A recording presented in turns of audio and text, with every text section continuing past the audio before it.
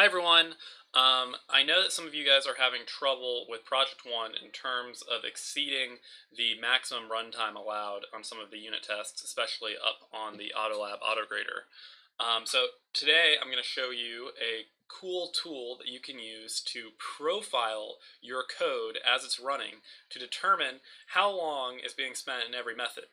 And hopefully this will allow you to identify exactly where the bottlenecks are so that you can go into your source code and maybe reevaluate your choice of algorithms or data structures to achieve a better runtime. The tool we're going to talk about today is called JProfiler. I'm going to include a link to the download page in the notes to this video. It's not a free tool per se. However, they do offer trial periods, and it's definitely, in my opinion, the best profiler out there. So I'd recommend doing this. And so if you just want to profile for this project, you can go download for your operating system.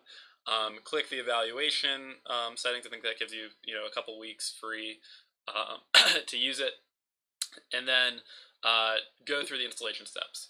I'm not going to go through the installation right now because it's kind of tedious, but I do want to point out that during the installation it will ask you if you want to install the plugin for your IDE, and you want to select yes and select IntelliJ 2017, and then point to your installation directory for IntelliJ. And it should, if everything goes okay, add this little button up here on the top right of your IntelliJ IDE, and that's kind of the JProfiler icon.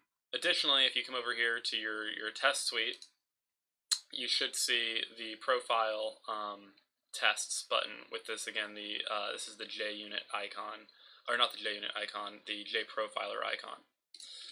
So once you have that all set up, you can come into your IntelliJ and your test cases, and then click Profile Tests.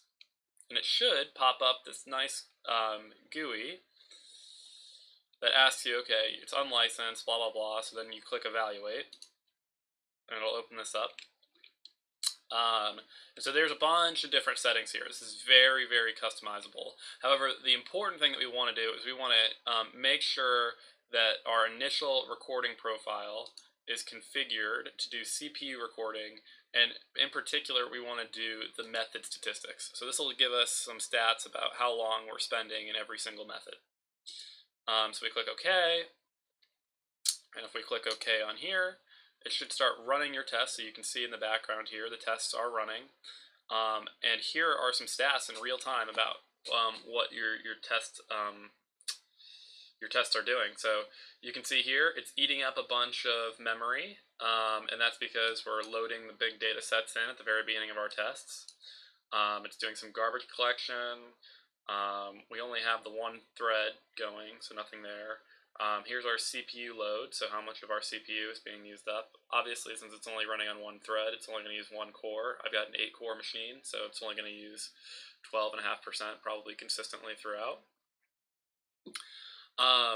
So now we just have to wait. So it's kind of a waiting game. If your code takes a while to execute, it's going to take a really, really long time to profile, because profiling adds a lot of overhead.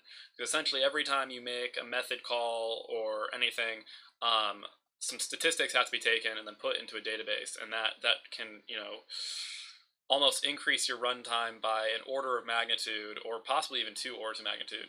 So the code without the profiler for me only takes about 5 seconds to run. With the profiler, I think it takes a couple of minutes. But be patient, because at the end, you will be rewarded with some pretty cool statistics. So I'm going to just wait for this to finish here. Actually, I think that while it's running, we can actually see some of the statistics in real time. So where I want to take you right now, since we're concerned with time, is this CPU views. So if you come here, you can see the call tree. So a call tree is essentially, what method calls what method, calls what method, calls what method, and then records, how long has been spent and everything. So you can see the top level method is the JUnit starter, and then underneath it, it's got a bunch of other stuff. But what we're really concerned about is these hotspots. So these tell us how long we're spending in every method and orders them by the time. So you can see here that by and away, we're spending the majority of our time in the digit.distance method. In fact, over almost half of our time is being spent there. Now you'll notice that the digit.distance method, at least for our implementation, is pretty quick, right? 91, I think, what is that, microseconds? But we call it a ton, and that's why it has the overhead that it does. Now, one thing to take note of is that for short runtime methods that are called very frequently, the profiler kind of disproportionately assigns time to them. So in reality, the digit.distance method probably doesn't take 50% of our time. It's just the profiler has some margin of error. But it's still good to look at these kind of top 10 or so methods up here to see if there's any areas that we can improve. So it says some overhead hotspots detected. So this is saying, okay, so this is essentially saying what I just said, saying they're called very frequently, their execution times are very short. It wants you to ignore them. I never ignore them. I click cancel. I want to see everything. So if we go back to that hotspots method, like I was saying, I would take a look at these top 10 methods here and try to uncover what the slowdown is, if any. We've pretty well optimized our instructor solution, so even though this is taking 51% of the time, doesn't necessarily mean that it's a bad thing. It just could be that's just how the algorithm works. In our thing, I don't think there's really much room for improvement. Yeah, so if you pull down here, you can see where it's getting this digit.distance is getting invoked. It's in the dataset.knn.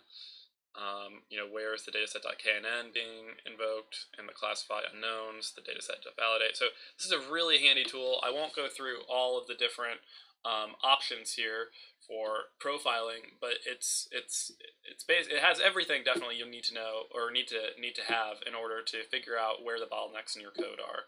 And there's a lot of resources online for digging down into the nitty gritty of the configuration of the JProfiler system. So that's it. Good luck finishing up your projects, and hopefully this helps you sort out some of those time complexity issues.